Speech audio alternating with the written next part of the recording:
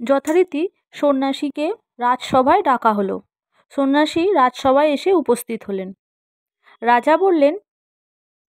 রাজা হাত জোড় করে বললেন, বাবা, এবার আপনি আমার 3টে প্রশ্নের উত্তর দিন। তখন সন্ন্যাসী বলল, তোমার কী প্রশ্ন ছিল? আমাকে তুমি আরেকবার প্রশ্নটি করো। আমার প্রথম প্রশ্ন, ঈশ্বর কি এক নাকি অনেক? তখন সন্ন্যাসীটি বললে, আপনারা বড় মানুষ, পড়াশোনা জানেন, আমি তো অত পড়াশোনা জানি না, আপনি আমাকে কিছু মুদ্রা এনে দিন। তখন রাজা সোনার মুদ্রা কিছু এনে উপস্থিত করলেন। রাজা সোনার মুদ্রা সন্ন্যাসীকে দিলে সন্ন্যাসী বললেন যে, আমি তো গুনতে পারি না, আপনি বরঞ্চ আমাকে গুনে বলে দিন যে কটা মুদ্রা ওখানে আছে।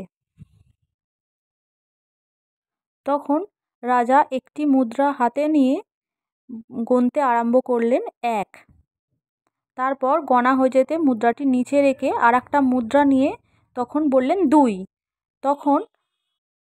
তখন সন্ন্যাসীটি বললেন, রাজন, আপনি মিথ্যে কথা বলছেন। রাজা আবার ওই পয়সাটা হাত থেকে নামিয়ে আবার গুনতে আরম্ভ করলেন, 3। তখন সন্ন্যাসীটি আবার বললেন যে, আপনি মিথ্যে কথা বলছেন। তখন রাজা বলল, কেন, কিভাবে আমি মিথ্যে কথা বলছি? তখন সন্ন্যাসীটি বললেন, আপনার হাতে এখন কটা পয়সা আছে? তখন রাজা বলল, 1টা। তখন সন্ন্যাসী বলল, তাহলে আপনি কেন বলছেন যে এটা 3টে? আপনার হাতে তো 1টা আছে। তখন রাজা বলল, আমরা তো যখন গণি, গণার সময় আমরা এইভাবেই তো গণি। তখন সন্ন্যাসী উত্তর দিলেন, ঈশ্বরও সেরকম এক। আমরা বিভিন্ন ধর্মের লোক বিভিন্নভাবে ঈশ্বরকে চিনে থাকি, আর ঈশ্বরকে সেরকমভাবেই আমরা গুনে থাকি। কেউ 1 দেখে, কেউ 2 দেখে, কেউ 3 দেখে, কেউ বা তারও বেশি দেখে। আচ্ছা, তাহলে বলুন তো, ঈশ্বরকে আমরা কিভাবে পাবো? তখন সন্ন্যাসীটি বলল, অনেকক্ষণ ধরে কথা বলছি, আমার তো খিদা তেষ্টা কিছু তো পায়, আমাকে কিছু খাবার এনে দিন। তখন রাজা বললেন যে, বলুন আপনি কি খাবেন?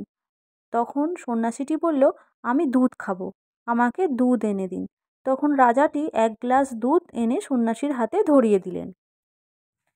সন্ন্যাসীটি দুধের গ্লাসটা হাতে নিয়ে হাতের আঙুলটা দুধের মধ্যে ডুবিয়ে ঘোরাতে থাকলেন, দুধটা খেলেন না। এইভাবে বহুক্ষণ ঘোরাচ্ছেন। তখন রাজা জিজ্ঞাসা করলেন, আচ্ছা, আপনি যে বললেন আপনার তেষ্টা পেয়েছে, খিদা পেয়েছে, তাহলে আপনি